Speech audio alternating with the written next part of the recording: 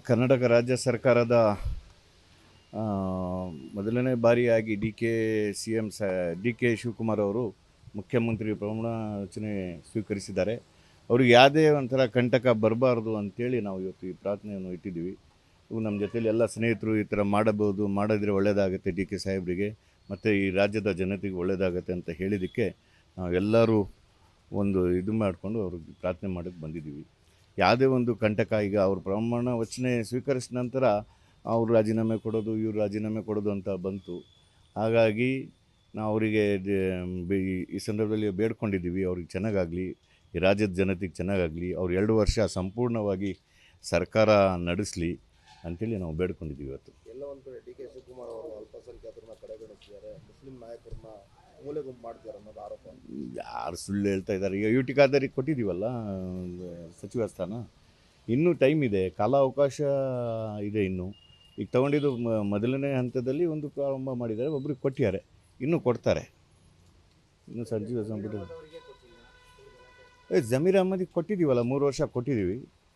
ಈಗ ಸಿದ್ದರಾಮಯ್ಯನೂ ಬಿಟ್ಕೊಟ್ಟಿದ್ದಾರಲ್ವ, ಅದೇ ಥರ ಮುಂದಿನ ಪೀಳಿಗೆಯಲ್ಲಿ ಇನ್ನೂ 6 ಬಾರಿ 8 ಬಾರಿ ಗೆದ್ದಿರೋರು ನಮ್ಮ ಕಾಂಗ್ರೆಸ್ಸಲ್ಲಿ ಹಳೆ ಜನ ಇದ್ದಾರೆ. ಅವ್ರಿಗೆ ಕೊಡದಲ್ಲೇ ಬಿಟ್ಟು ಜಮೀರ್ ಅಹ್ಮದಿಗೆ ಫಸ್ಟು ಆದಿತ್ಯ ಕೊಟ್ಟಿದ್ದು ಒಳ್ಳೆ ನಡೆಸ್ತಾರೆ ಅಂತೇಳಿ. ಹೈಕಮಾಂಡ್ ಅವ್ರದ್ದು ಏನೋ ಒಂದು ಕೊಡಬಾರ್ದು ಅಂತ ಯಾರ ಹತ್ರ ಹೇಳ್ಯಾರ? ಕಾಲಾವಕಾಶ ಇದೆ, ಟೈಮ್ ಇದೆ. ಇನ್ನು ತನ್ವೀರ್ ಸೇಠ್ ಹಳೆಯವರು ಇದ್ದಾರೆ, ಸಲೀಂ ಅಹಮದ್ ಸಾಹೇಬರು ಇದ್ದಾರೆ, ರಿಜ್ವಾನ್ ಅರ್ಷದ್ ಹಳೆಯವರು ಇದ್ದಾರೆ. ಇವರು ಮೊನ್ನೆ ಒಂದು 10 ವರ್ಷ ಆಯಿತು ಬಂದು. ಆ 10 ವರ್ಷದಲ್ಲಿ 8 ವರ್ಷ ಅಧಿಕಾರ ಸ್ವೀಕರಿಸಿದ್ದಾರೆ. ಅದು ಅವರು ಕಾಂಗ್ರೆಸ್ಸಿಗೆ ಕೃತಜ್ಞತೆ ಕಳಿಸ್ಬೇಕು.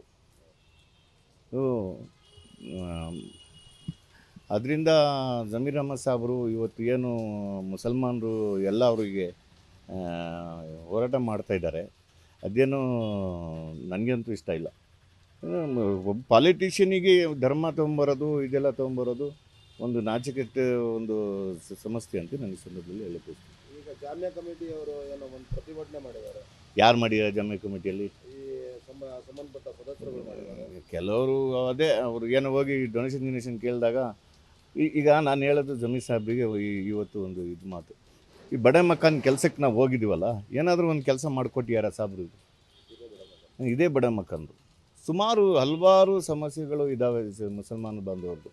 ಅಜೀಜ್ ಸೇಠ್ ಒಂದು ಕಾಲದಲ್ಲಿ ಮಾಡಿಕೊಡ್ತಾಯಿದ್ರು, ಸಗೀರ್ ಅಹಮದ್ ಸಾಹೇಬರು ಮಾಡಿಕೊಡ್ತಾಯಿದ್ರು.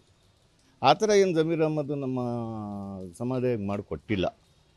ಅದೇನು ನಾವು ಜಮೀರ್ ಅಹಮದಿಗೆ ಅವ್ರು ಹೋಗಿದ ತಕ್ಷಣ ಕಾಂಗ್ರೆಸ್ಸನ್ನು ಹಾಳಾಗಲ್ಲ. ಎಷ್ಟೋ ಜನ ಬಂದರು, ಎಷ್ಟೋ ಜನ ಹೋಗ್ತಾರೆ. ಈಗ ದಾವಣಗೆರೆ ಚುನಾವಣೆಯಲ್ಲಿ ನೀವು ಕೇಳ್ತಿರೋ ಪ್ರಕಾರ, ದಾವಣಗೆರೆ ಚುನಾವಣೆಯಲ್ಲಿ ಅಲ್ಲಿ ಮಾಹಿತಿ ಇದ್ದಿದೆ, ಇವರು ವಿರೋಧ ಮಾಡಿದ್ದಾರೆ ಅಂತ ಮಾಹಿತಿ ಇದೆ. ನಾನು ಅಲ್ಲಿ ಹೋಗಿ ಕೆಲಸ ಮಾಡಿದ್ದೀನಿ, ಇದು ಮುಂಚೆನೂ ವಿಡಿಯೋ ಹಾಕಿದ್ದೀನಿ. ಅಲ್ಲಿ ಕಾಂಗ್ರೆಸ್ ಕೆಲವು ನಾಯಕರು ಕಾಂಗ್ರೆಸ್ಸೇ ಸೋಲಿಸಬೇಕು ಅಂತೇಳಿ ಕೆಲಸ ಮಾಡಿದ್ದಾರೆ. ಈಗ ಆಡಿಯೋ ರಿಲೀಸ್ ಆಗಿದೆ, ಇನ್ನೂ ಸ್ವಲ್ಪ ದಿವಸ ಬಿಟ್ಟು ಏನೇನೋ ರಿಲೀಸ್ ಆಗೋದಿದೆ, ಆಗುತ್ತೆ. ಅದು ಡಿ ಕೆ ಶಿವಕುಮಾರ್ ಅವರಿಗೆ ನಮ್ಮ ಕಾಂಗ್ರೆಸ್ ಪಕ್ಷದಿಂದ ನಾವೆಲ್ಲ ಕಾಂಗ್ರೆಸ್ ಕಾರ್ಯಕರ್ತರಾಗಿ ಒಳ್ಳೆ ಸರ್ಕಾರ ಕೊಡಲಿ ಅಂತೇಳಿ ನಾನು ಅಭಿನಂದನೆಯನ್ನು ಸಲ್ಲಿಸ್ತೀನಿ. ನಮ್ಮೆಲ್ಲ ಇಲ್ಲಿ ಬಂದಿರೋರು ಎಲ್ಲರೂ ಡಿ ಕೆ ಶಿವಕುಮಾರಿಗೆ ಅಭಿನಂದನೆ ಸಲ್ಲಿಸಿ, ಹಾಗೂ ಬಿ ಕೆ ಹರಿಪ್ರಸಾದ್ ಅವರು ಈಗ ನಮ್ಮ ರಾಜ್ಯದ ಅಧ್ಯಕ್ಷರಾಗಿದ್ದಾರೆ. ಅವ್ರಿಗೂ ದೇವರು ಒಳ್ಳೆಯದು ಇಟ್ಕೊಳ್ಳಿ, ಅವರು ಒಂದು ಒಳ್ಳೆಯ ಶಕ್ತಿ ಕೊಡಲಿ ಅಂತೇಳಿ ಈ ಸಂದರ್ಭದಲ್ಲಿ ಹೇಳಕ್ಕೆ